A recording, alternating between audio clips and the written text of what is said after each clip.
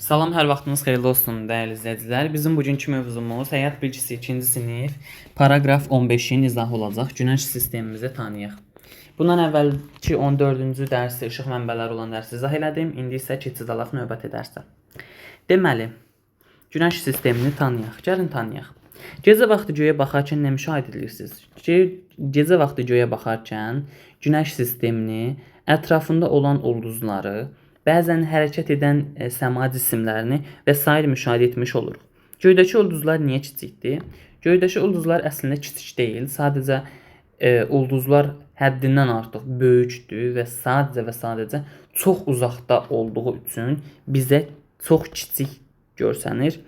Amma onu da qeyd eləyək ki, Günəş ən kiçik ulduzdur və nəzərə alın ki, göydə olan o kiçik ulduzlar əslində Günəşdən daha böyükdür. Yəni sadəcə bizə daha kiçik görsənir. Bunun da səbəbi həddindən artıq çox uzaqda yerləşmələrindən bağlıdır. Sonra keçid alaq öyrənməyə. Gecə vaxtı göy üzərində parlaq cisimləri müşahidə edə bilərsiniz. Bildiyimiz kimi bu belədir. Və bunlar ulduzlardır. Günəş, ulduzlar və ay səma cisimləridir.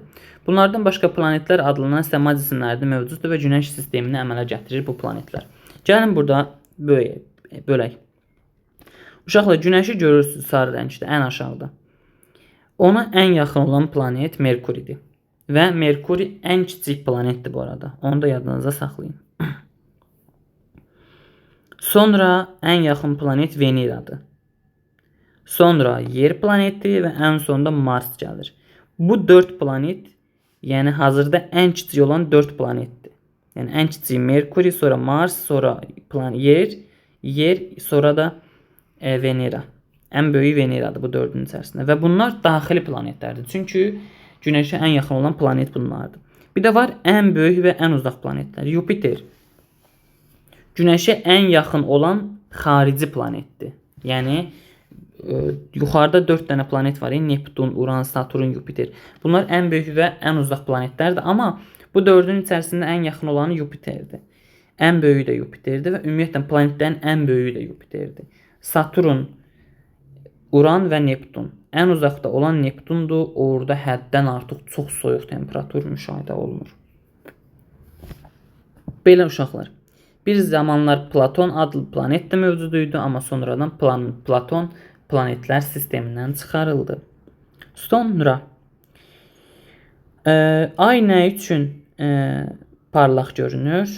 Ay nə üçün parlaq görünür? Çünki gecə vaxtı Günəş şüalarının bir hissəsi yerə deyil də ay tərəfə düşür, aya sarı düşür.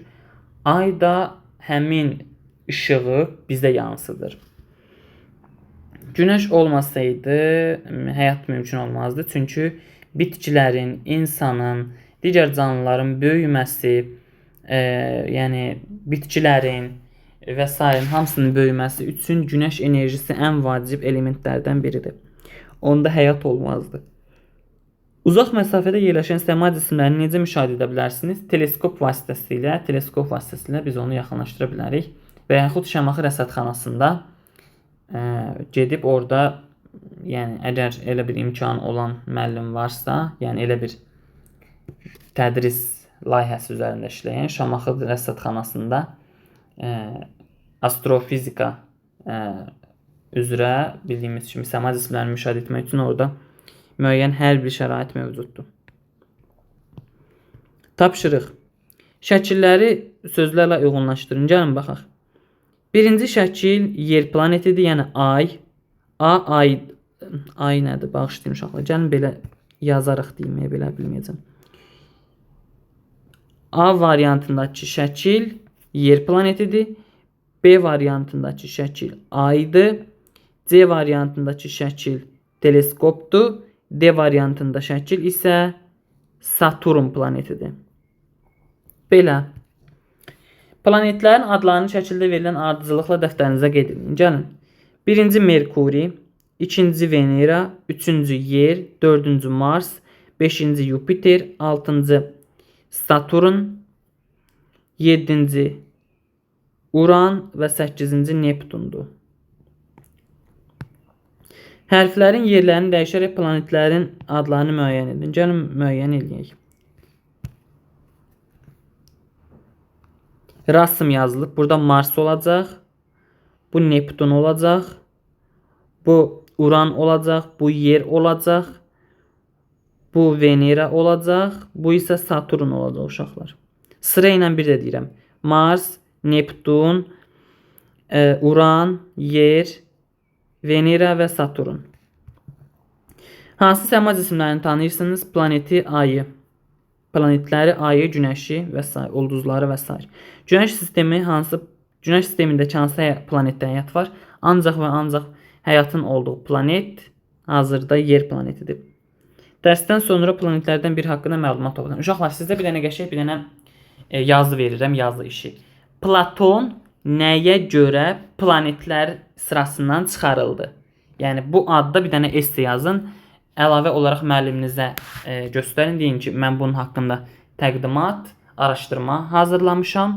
Əmin olun ki, sizə həqiqətən də yüksək qiymətləndirmə verəcək uşaqlar. Belə. Bu günlük bu qədər uşaqlar. Ümid edirəm dərsimizi bəyənmiş olarsınız. Sağ olun, salamat qalın. Gələn dərslərdə görüşərik. Hələlik.